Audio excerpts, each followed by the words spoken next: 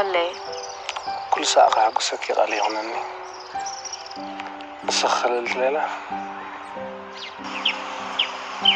كل انت راينا أخبقى كاب حج اندحار جزي حلمي تمنيتي عقمي كل ما أخوفي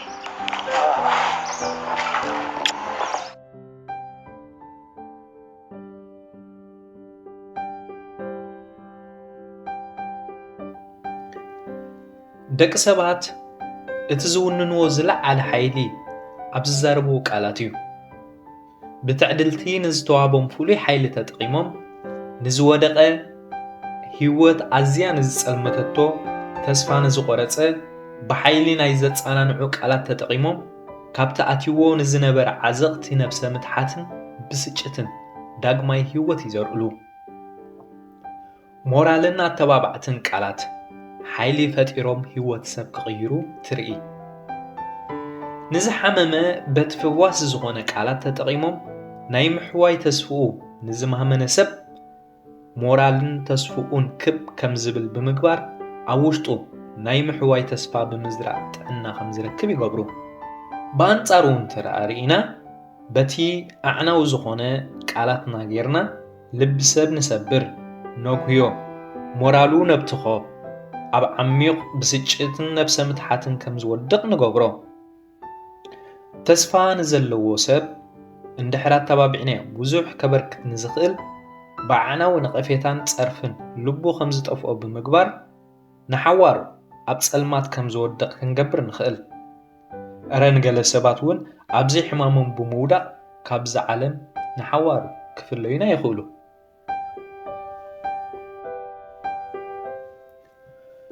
ክቡር ሰማዒ ሓይሊ ናይ ቃላትካ ደረት ኣልቦ እዩ ብመልሓስካ በረኸትን ቅድስናን ፍቕርን ስኒትን ህይወትን ጣዕምን ናብ ነብስኻ ክትስሕብ ትኽእል ከምኡውን ብኣንጻሩ መርገምን ሞትን ኩናትን ስቅያትን ናብ ነብስኻ ከም ዝጎዩ ክትገብር እውን ትኽእል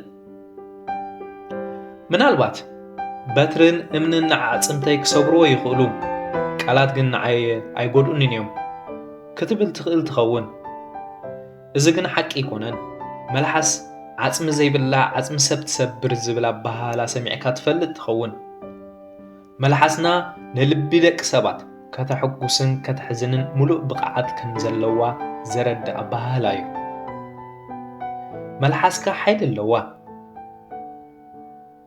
እታ ንኽንቆጻጸራ ኣዝያ እተጸግመና ነገር እንተደኣ ሃልያ መልሓስና እያ ተቖጢዕና ብመልሓስና ሰባት ምስ እንጐድእ ዓብ ጣዕሳ ክሓድገልና ይኽእል እረ ንሓንሳእሲ ተመሊስና ክንዕርዮ ዘጸግመና ንነዊሕ እዋን ዝሃነጽናዮ ዝምድናን ዕርክነትን ብሰንኪ መልሓስና ዓነውነው ክብል ንርኢ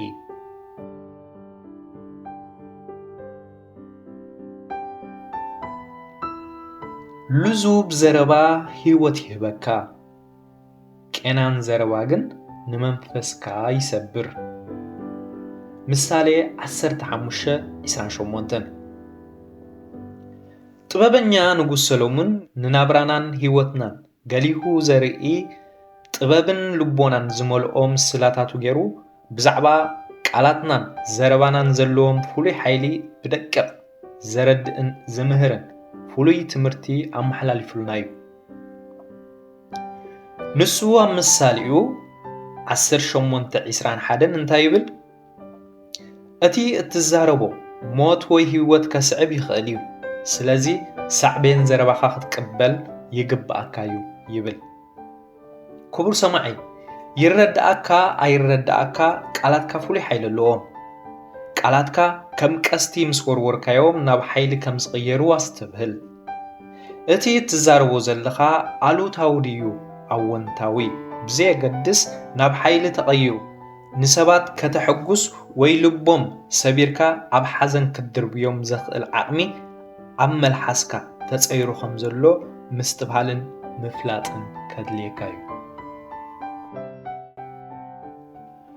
ሓደ ብናይ ሕሜታን ሕማቕ ቃላት ናይ ምዝራብን ልማድ ዝነበሮ ሰብኣይ ነበረ እዚ ሰብኣይ ሓደ መዓልቲ በቲ ዓጽሚ ዘይብላ ግን ንልቢ ሰብ እትሰብርን እተጉህን መልሓሱ ገይሩ ሕማቕ ይዛረብ እሞ ንእለቱ ይጣዓስ ነበረ። ነቲ ዝነበሮ ሕማቕ ባህሪ ንምእላይ ምኽሪ እንተረኸበ ኢሉ ኣብቲ ዝነብረሉ ዝነበረ ኣከባቢ ሓደ ኣዝዩ ለባም መንፈሳዊ መምህር ነበረ እሞ ሓገዝ ንምርካብ ናብኡ ኸደ። ኩሉ እቲ ዘሸግሮ ባህርያቱ ብዝርዝር ነቲ መምህር ኣካፈሎ። እቲ መንፈሳዊ መምህር ከምዚ ምብባል ድማ ተዛረቦ። ቅድሚ ብዛዕባ ዝገለጽካለይ ሽግር ምዝራበይ ሓደ ነገር ክእዘዘካ እየ። ንሱ ከዓ ንገዛኻ ኸይድካ ልቆታ እኽሊ ኣምጽኣለይ በሎ። እቲ ሰብኣይ ከምቲ ዝተባህሎ ልቆታ እኽሊ ሒዙ ናብቲ መምህር ተመልሰ። ብድሕሪዚ እቲ መምህር ከምዚ ብምባል ተዛረቦ። እዚ ሒዝካዮ ዝመጻእካ እኽሊ ኣብቲ ንፋስ ዘለዎ ጎልጎል ንላዕሊ በትኖ እሞ ሽዑ ንገዛኻ ተመለስ። ድሕሪ ሰሙን ብዛዕባ እዚ ጉዳይ ክንዘራረብ ተመለሰኒ ኢኻ በሎ። እቲ ደላይ ምኽሪ ከምቲ ዝተባህሎ ገይሩ ንገዝኡ ተመልሰ። ድሕሪ ሰሙን ከም ቆፀርኦም ተራኸቡ። እቲ መምህር ከምዚ ድማ በሎ። ኣብ ቆፀራኻ ብምምጻእካ ጽቡቕ ጌርካ። ሕጂ እምበኣር እቲ ዝሓለፈ ሰሙን ኣብቲ ጎልጎል ዝበተንካይ እኽሊ ደጊምካ ብምእራይ ኣብ ልቆታኻ ጌርካ ኣምጽኣለይ በሎ። እቲ ደላይ ምኽሪ ሰብኣይ ብምድንጋር ነቲ መምህሩ ጠመቶ። ከምዚ ምብባል ድማ ተዛረቦ። መምህር እዚ ትብልዎ ዘለኹም ከመይ ኢሉ ይኸውን? እቲ ዝበተንክዎ ዘርኢ ገሊኡ ንፋስ ወሲድዎ ገሊኡ ከዓ ድሮ በቂሉ ሱር ሰዲድ እዩ። ደጊም ኣርየ ከምፅኦ ኣይክእልን እየ በሎ። እቲ መምህር ናብ ዒንቲ እቲ ሰብኣይ እንዳጠመተ ብትሕት ዝበለ ድምፂ ልክዕ ኣለኻ ይተጋግኻን። እቲ ዝበተንካይ እኽሊ ደጊምካ ድሕሪ ሰሙን ኣሪኻ ከተምፅኦ ኣይከኣልን እዩ። ኣስተውዕል፣ ኩሉ ግዜ ቃላትና ልክዕ ከም እኽሊ እዩ። እኽሊ ሓንሳብ ኣብ ግራት እንተበቲንካዮ ደጊምካ ክተኣርዮ ኣዝዩ ኣሸጋሪ እዩ። ገሊኡ ዘርኢ ኮይኑ ክበቁል እዩ፣ ገሊኡ ኣዕዋፍ ክበልዖ እየን፣ ገሊኡ ድማ ንፋስ ክወስዶ እዩ። ስለዚ እትዛረቦ ዘረባ ልክዕ ከም ዘርኢ ስለ ዝኾነ እንታይ ይዘርእ ኣለኹ ኢልካ ክትሓስብ ይግባእካ። ጽልኢ፣ ቅርሕንቲ፣ ሕሜት፣ ጉራ፣ ጸርፊ ትዘርእ እንተደኣ ሃሊኻ ቀውዑ ምስ ኣኸለ ባእስን ግርጭትን ፍትሕን ዕርክነት ምብልሻውን ከም ተዓጽር ርጉጽ እዩ። ብኣንጻሩ ሃናጽ ዝኾነ ልዝብ ዝመልኦ ዘረባ እንተደኣ ትዘርእ እንተኮንካ ስኒትን ፍቕርን ከም ተዓጽር እውን ርዱእ እዩ። ልዕሊ ኩሉ ግን ሓንሳብ ንዝበተንካዮ ዘረባ ንኽትመልሶ ሽግር ስለ ዝኾነ እንታይ ይዛርብ ኣለኹ ኢልካ ቅድሚ ምዝራብካ ቃላትካ ሓሲብካ እንተደኣ ኣውፂእካዮም ካብ ጣዕሳ ክትጋላገል ኢኻ። እንድሕር ንሰባት ሕማቕ ቃላት ተዛሪብካ ልክዕ ከምቲ ዝበተንካዮ ዘርኢ ድሮ ስለ ዝበተንካዮም ደጊምካ ክትረኽቦም ኣይትኽእልን ኢኻ። ኣብ ልዕሊ ሰባት ድማ ከተዕርዮ ዘይትኽእል ዓብ ዕንወት ከተውርድ ትኽእል ብምባል ምኽሩ ለገሰሉ። እቲ ደላይ ምኽሪ ሰብኣይ ነቲ ንህይወቱ ክልውጥ ዝኸኣለ ልቡ ዝተንከፈ ናይ መምህር ምኽሪ ብጽሞና ክሰምዕ ድሕሪ ምጽናሕ ኣዕሚቑ ብምስትንፋስ ምስጋንኡ ገለጸ።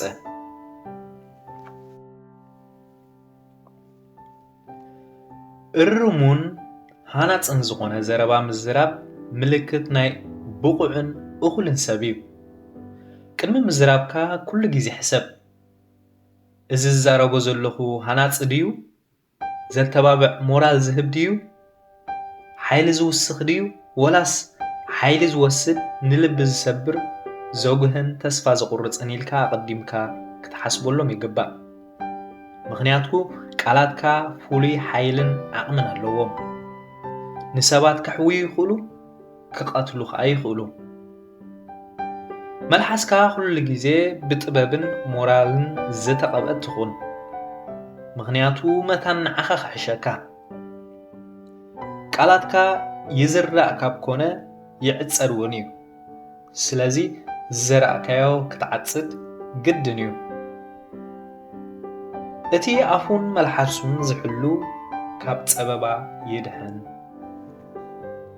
ሻሙናይ ክፍሊ ይመሃረሉ ኣብ ዝነበርኩ እዋን ኣብ ክዝክራ ዘይክእል መጽሓፍ ሓንትን ህይወት እትገልጽ ዛንታ አንቢበ ነይረ። እታ ዛንታ ህይወትና መቃልሕ ምዃኑ እያ ትገልጽ። ከምዚ ድማ ትብል ሓደ ቆልዓዩ ምስ ኣዲኡ ተኻርዩ ናብቲ ኣብቲ ጥቓ ገዝኦም ዝርከብ ጸድፊ ብምኻድ ዓዊሉ ማማ ይጸልኣኬ ኢሉ ጨደረ። እቲ ኣብ ማዕድኡ ዝነበረ ጎቦ መቃልሕ መሊሱ ይጸልኣኬ በለ። ቆልዓ ንፈለማ እዋን እቲ መቃልሕ ይሰምዕ ብምንባሩ ሰንበደ መን ይጸልኣካየ ከም ዝበለውን ክፈልጥ ኣይከኣለን። ነገር መቃልሕ ስለ ዘይተረድኦ እቲ መን ምዃኑ ዘይፈለጦ ይጸልኣካየ ስለ ዝበሎ ግን ብምኹራይ ናብ ኣዲኡ ብምኻድ ከም ዝበላ ማማ ሓደ ሰብ ይጸልኣካየ ኢሉኒ። ኣዲኡ ነቲ ናይ መቃልሕ ኩነታት ስለ ዝተረድአቶ ዝወደይ እንደገና ኼድካ ይፈትወካየ በሎ በለቶ። እቲ ቆልዓ ድማ ከምቲ ኣዲኡ ዝበለቶ ገበረ እሞ እቲ መቃልሕ ይፈትወካየ ኢሉ መለሰሉ። ናብ ኣዲኡ መጺኡ ድማ እቲ ዘጋጥሞ ብሓጎስ ኣዕለላ። ቃላትናን ዘረባናን ልክዕ ከም መቃልሕ እዩ። ነዚ ተረዲእና ናባና ፍቕርን ሓጎስን ዕርክነትን እምነትን ከም ዝምለስ ንግበር። ንደቅና የዕርኽትና በዓል ቤትና በዓልቲ ቤትና ተምሃሮና ኣስራሕትና ሰራሕተኛታትና ወዘተ እንታይ ንዛረቦም ብግቡእ ንፍለጥ። ምኽንያቱ ዝዘራእናዮ ስለ ንዓጽድ